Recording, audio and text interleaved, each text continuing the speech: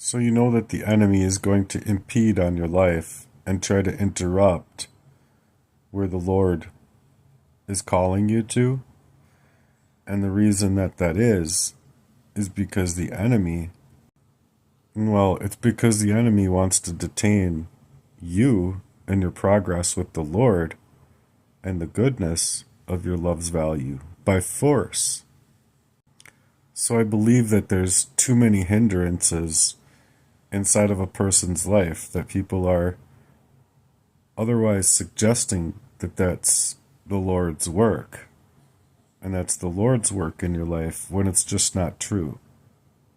And so without you learning the difference between the two, how are you supposed to go to the Lord about that kind of thing? And especially when it has to deal with your love life or your love's value.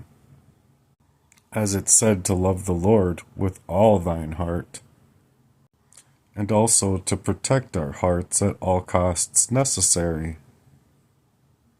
So just like Paul in Thessalonians, not every door that's closed to you is of God's doing.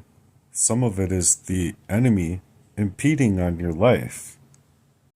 So it could look like delay inside of your life, as is purported by a lot of people. They think that the Lord wouldn't allow for something to happen inside of your life if the Lord wouldn't have plans beyond that.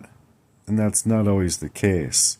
That's like suggesting that the delays of bombs going off in the Gaza Strip or something like that is permitted by the Lord when you're watching literal murder and assassination of many people. That's not God's work. That's people legitimately using their free will against the teachings of God.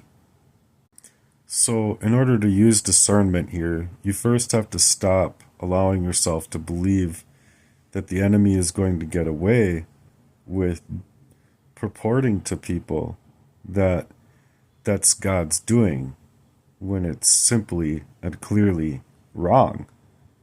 So I believe it's important to learn discernment here in that sense, because otherwise the enemy is going to impede in that fashion to make it seem as though that's God's work preventing you in order to give you something better. But that's not always the case. You have to learn where the enemy is impeding in that sense of making sure that you're not allowed to get that kind of value. So if you agree with me here, let's just create some atonement in our prayers' values.